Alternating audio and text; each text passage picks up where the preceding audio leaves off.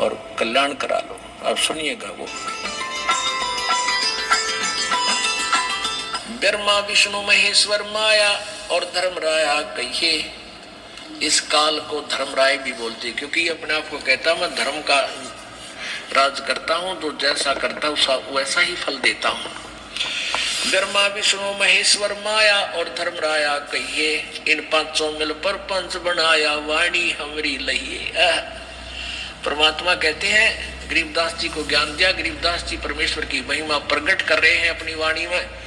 जैसा कि कबीर सागर में आपने देखा कि कबीर परमेश्वर ने 600 वर्ष पहले कहा था कि 12वां पंथ जो गरीबदास पंथ होगा और उसका प्रवर्तक होगा वो 1774 में उसका जन्म होगा। उसमें 75 गलती से लिखा है कबीर सागर में।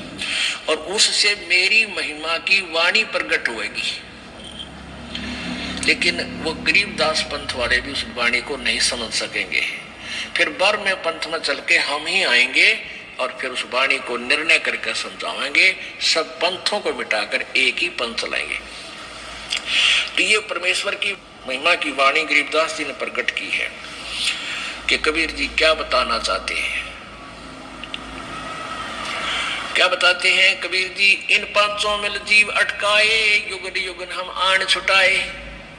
इन पांचों ने मिलकर तुम्हें यहाँ फंसा रखा है और युग युग प्रत्येक युग में आके हम ही छुड़वाते हैं तुम्हारे को इनसे। सत भक्ति करवा के, सच्चा ज्ञान दे के, तुम्हारा विश्वास दृढ़ करा के और सतलोक ले जाते हैं। बंदी छोड़ हमारा नामम, अजर अमर है अस्थिर ठामम।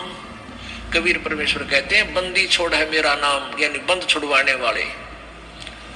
और हमारा स्थान सतलोक अजर अमर है, वो कभी नष्ट नहीं होता। वो शाश्वतम स्थानम, वो सनातन परम धाम है जो हमारा वास्तविक स्थान है।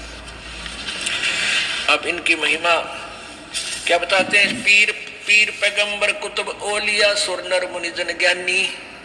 एत्या को तो रा ना पाया ये जम के बंधे प्राणी। ये बंदी छोड़। अब ये है ये सूक्ष्म वेद।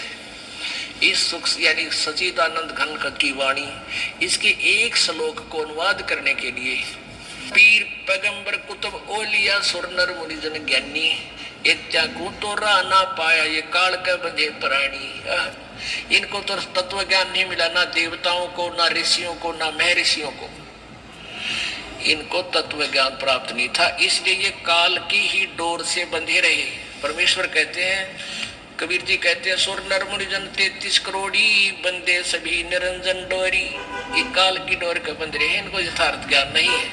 और पुण्यात्मा यहाँ एक बात समस्या आ जाती है कि क्या ब्रह्मा विष्णु महेश और देव ऋषियों ने किसी को ज्ञान नहीं था? हाँ, किसी को ज्ञान नहीं था। अब या फिर कुनीन होगी या अलग उतरा, अलग में उतरे नहीं, हमारे दिमाग में स्वीकार्य नहीं हो, गले नहीं उतरेगी। लेकिन यह उतारेंगे गले उतरे अंदर जाए बिना दवाई काम नहीं करे अगर ऊपर रहेगी तो इसके लिए फिर आपको प्रमाण दिखाना पड़ेगा। पुण्यात्माओं, प्रत्येक सत्संग में, ये सत्संग कहो या लेक्चर कहो या क्लास कहो, ये पीरियड कहो, ये प्रत्येक पीरियड में यहाँ एक सामूहिक सत्संग सतल है। क्या होता है कि जैसे ये 3-4 दिन का हम लगातार इसलिए करते हैं कि एक परिवार में 5-6 सदस्य हैं, तो 2 आ जाते हैं पहले दिन, वो चले जाते हैं सत्संग एक सुनकर दिन का मान लें।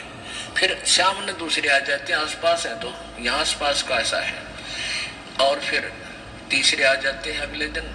तो ऐसे वो अपना तीनों दिनों में टर्न वाइज सारे लाभ उठा ले जाते हैं। तो इसलिए दास चाहता है कि रह कर ये रेग बार बार मारा जाता कि सबका मैल उतर जाए।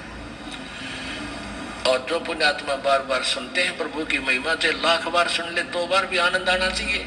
यदि आपको आनंद नहीं आ रहा कि तो कल सुनी थी आज भी फिर सुना रहे गुरु जी, तो आप असमस्त हैं, आप अभी भक्ति योग नहीं हुए हो। जैसे व्यक्ति को बुखार हो जाता, मलेरिया, उसको रोटी भी कड़वी लगती है, मनुखा दाख भी कड़वी लगती है, और उसका इलाज क्या है? कड़वी लग गए हैं तो कुनीन कड़वी खानी पड़ेगी, फिर वो स्वस्थ होगा, और स्वस्थ होने के बाद फिर वो सूखी रोटी भी उसको मीठी लगेगी। ऐसे ही जो व्यक्ति पहली बार सत्संग सुनता है उसको ये ज्ञान अटपटा सा लगता, पर सुनता रहे, फांकी मार इसकी, ना चाहते हुए जैसे गोली, ना चाहते हुए भी गटक जाया करे, ना चाहते हुए सुनते रहना इस ज्ञान को। ये कानों के माध्यम से आपके पेट में जाएगी कुनीन और फिर साफ कर देगी अंदर से, जिससे आपको कड़वापन था। अब दिखाते हैं कि ना ब्रह्मा सुर नर मुनि जन 33 करोड़ी बंदे सभी निरंजन डोरी, पीर पैगंबर कुतुब ओलिया सुर नर मुनि जन ज्ञानी, एत्या को तो रा ना पाया ये जम के बंधे प्राणी। ये वाणी परमात्मा की। अब इस वाणी को सिद्ध करना अति आवश्यक है, नहीं तो कोई भी नहीं मानेगा कि ब्रह्मा विष्णु महेश सुर माने देवता है। इन देवताओं को ज्ञान नहीं था और इन मुनियों को, ब्राह्मणों को कोई ज्ञान नहीं था, ऋषियों को तत्व बिल्कुल भी ABC, ये तो वेद ज्ञान था ही नहीं इनको। अब ये सिद्ध करेंगे अपने सदग्रंथ श्रीमद् देवी भागवत। देखिए तो पुण्यात्मा, जितनी बार भी आप सत्संग सुन रहे हो और आपको प्रत्येक जितनी बार भी रह रहकर जो बार बार रिपीट भी की जाती है तो भी अच्छी लगती है, तो आप समझते हो जैसे सुबह रोटी खाई आपने और शाम में फिर आपकी रुचि रोटी भोजन में है, तो आप समझते हो यदि अरुचि है तो आप समझते हो लिए वो कड़वी दवाई फिर खाओ। कहने का भाव यह है कि ये मान लिया आपको लगता है गुरु जी ने कल भी दिखाई थी, परसों भी दिखाई थी, ऐसा मन में आता है तो आप अभी ऐसा समझते हैं, पर फिर सुन इस कड़वी दवाई ने खाता ही रहे, अरुचि से भी सुनता रहे, ये रोग ऐसे ही कट जाएगा। फिर आपको चाहे 100 बार सुननी पड़े, 100 बार अच्छी लगेगी। अब देखिएगा श्रीमद् देवी भागवत। हेलो, मैं तुम्हारे पापा के बचपन का दोस्त चतुर चाचा। उनसे बेटे 5। गीता प्रेस गोरखपुर से प्रकाशित है।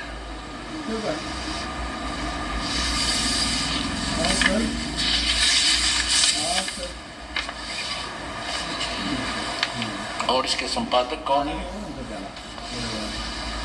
हनुमान प्रसाद पोदार चिमन लाल गोस्वामी। ये कहाँ से छपी है?